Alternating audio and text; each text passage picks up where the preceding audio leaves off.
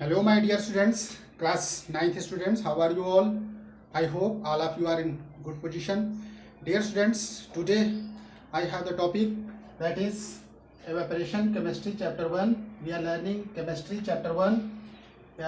Today's topic is evaporation. Dear students, you must have learned about that कि evaporations, water evaporates. इवेपरेट्स का मतलब होता है वाष्प बन के उड़ जाना। वाष्प बनता है वाटर, फिर वो इवेपरेट्स होता है, उड़ता है। ठीक है, तो how can we understand the phenomena of evaporation?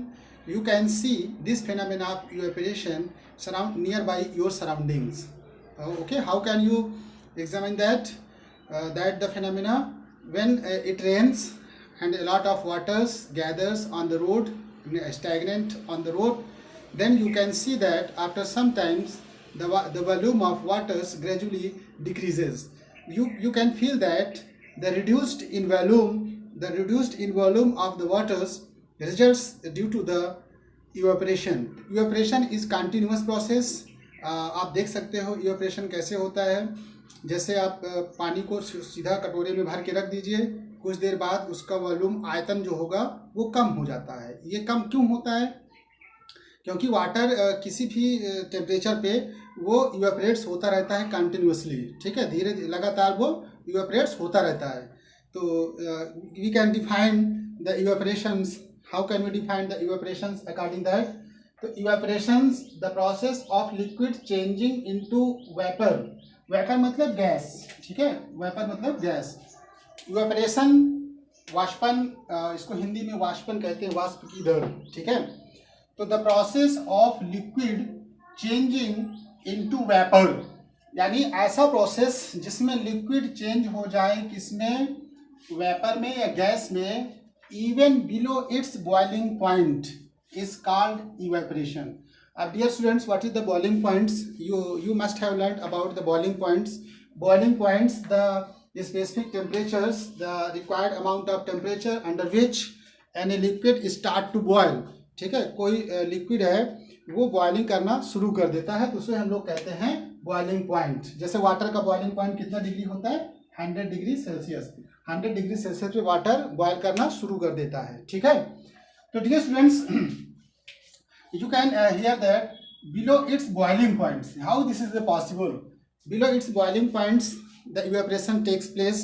The phenomena of evaporation can take place within below the boiling points. How this is possible? Because this can be possible because latent heat is the hidden form of the heat which is stored inside the liquid and which is used in the conversion of the state from one form into another form. So you know that when there is a liquid, sufficient amount of liquid is there. Suppose that liquid is contained here in this pot. So the particles of the liquids, you know that there is the water inside that liquid. ठीक है, this is the container where we have contained the water. ठीक है, water is there. This is the container. So the particles of the waters are moving because there is a gap between the particles. So the particles oscillates या moves. The particles can move freely in comparison to solid because we have learnt about the states of solid, liquid and gases. So there is a gap between the particles. So the every particles of the liquids has a specific kinetic energy. What is the kinetic energy? Kinetic energy Ke जो होती है, kinetic energy equal to होता है half mv square. ठीक है, kinetic energy we can define the energy which is change in इसको कह सकते हैं kinetic energy. All the moving body must possess kinetic energy. तो kinetic energy इसमें हर पार्टिकल्स की अलग अलग होगी. कुछ पार्टिकल्स ऐसे होंगे जिनकी kinetic energy थोड़ा सा ज़्यादा होगी. जब काइनेटिक एनर्जी ज़्यादा होगी तो वो सरफेस पे आ जाएंगे ऊपर. ठीक है, this is the surface area. इस पे आ जाएंगे, यहाँ से आकर के वो इवेपरेट्स हो जाएंगे, देयर से इवेपरेट्स. तो this process keeps on due to the latent heat which is already given for the state convergence.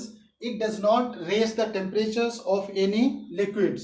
Okay, that is the clear below its boiling points. The interesting topic here is factors. There are following factors which can affect the rate of evaporations. यानी the rate of evaporations can be affected by the following factors. What are those factors which can affect the rate of evaporations? वाष्पन की दर को कौन कौन से factor affect कर सकते हैं, इसके बारे में थोड़ा सा डिस्कस करेंगे. तो what are the main factors? हाँ, okay, sorry. What are the main factors? There are the following factors just like temperatures, surface area, humidity और wind speed. First of all temperatures. Yes students, temperature, or you have learned the definition of temperature. What is temperatures? Temperature is the degree of hotness and coldness. It measures the body measurement. ठीक है. If we increase the temperature of liquid, अगर हम किसी भी liquid का temperature increase करें अब the boiling points, ठीक है, अबव द बॉइलिंग पॉइंट्स या बॉइलिंग पॉइंट से ऊपर भी करें, तो वाटर क्या करता है, उसका इवेपोरेशंस थोड़ा सा फास्ट हो जाता है. ठीक है. Evaporation increases as we increase the temperature. तो as we increase the temperatures, अब ये क्यों होता है, जैसे इसी को देख लीजिए. वाटर को जो हम लोग बर्नर से जब इसको टेम्परेचर देते हैं, हीट से टेम्परेचर, जब इसको हीट देते हैं तो the particles inside the liquids gains the heat, और the heat increases, heat energy increases the kinetic energy of the particles. Then particles become lighter and comes to the upper surface of the liquids, and after reaching to the upper surface, then water can evaporate directly into the atmosphere. So as you know that the temperatures directly results the causing the change in kinetic energy of the particles, ठीक है, of the particles. So we can say that if you increase the temperatures, so the rate of evaporation increases. You can feel the situation that in the summer seasons the wet cloth dries fast in comparison to winter season, because in the summer seasons the temperature is already in high condition. You can feel these situations.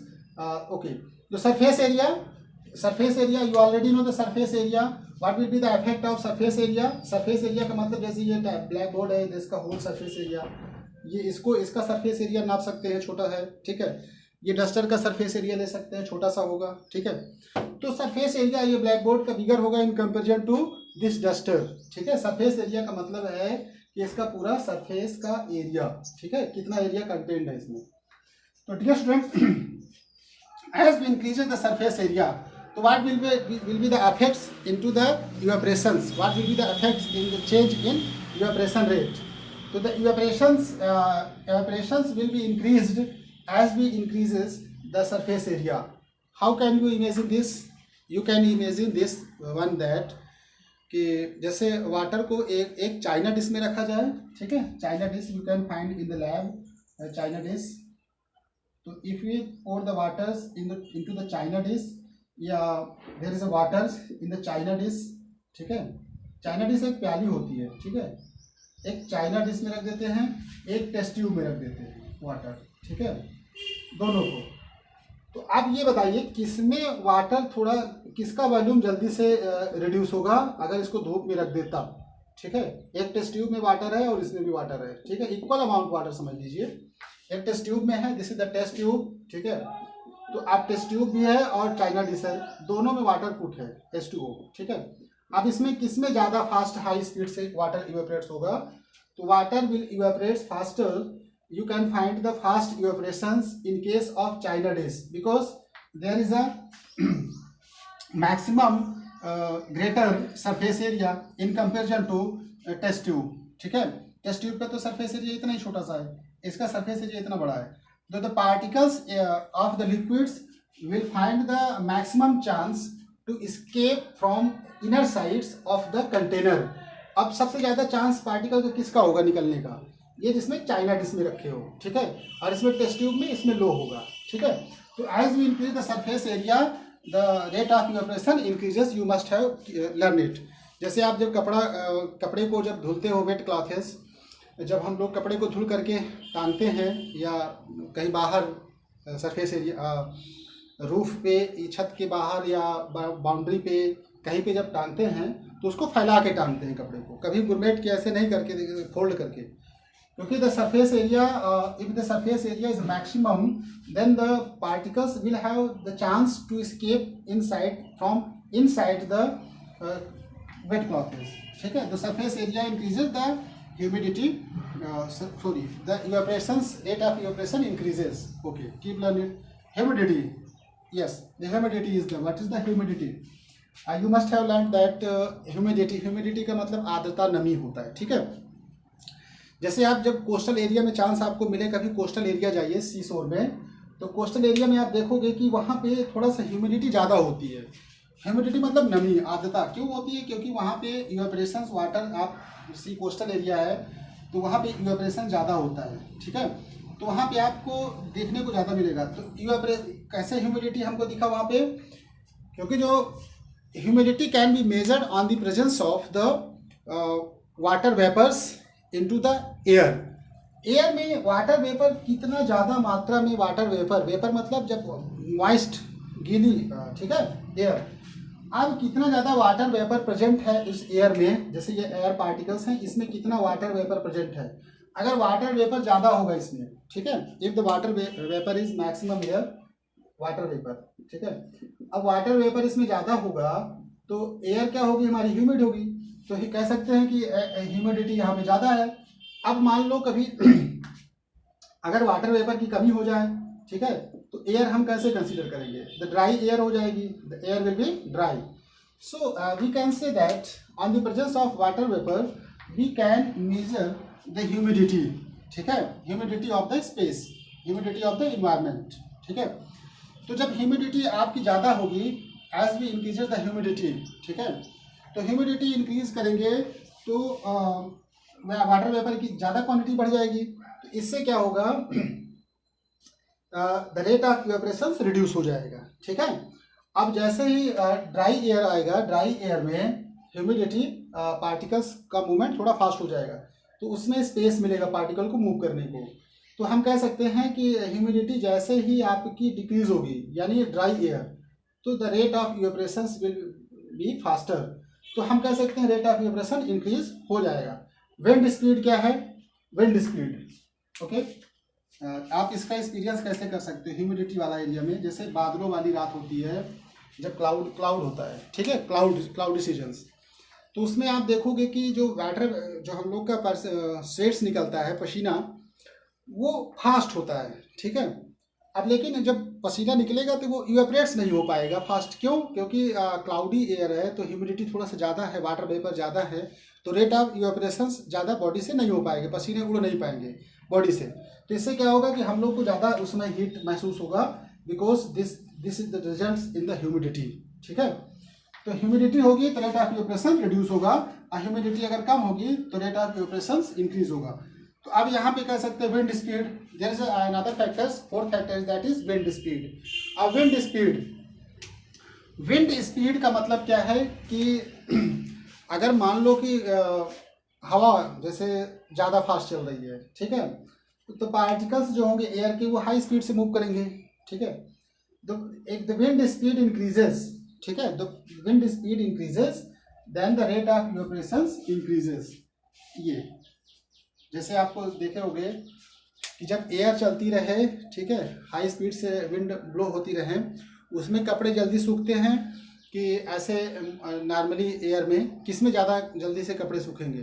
तो you will say that in the windy air, यानी high speed की air है तो उसमें कपड़े ज़्यादा सूखते हैं, क्योंकि उसमें रेट ऑफ इवेपोरेशन हाई हो जाता है, पार्टिकल्स का सरफेस एरिया से मूव करके निकालना और आसान हो जाता है. ठीक है, तो ये कह सकते हैं कि if the wind increases the rate of evaporation increases. ठीक है, so dear students, these are the following factors which you have to learn, that these are the main factors under which the rate of evaporation depends.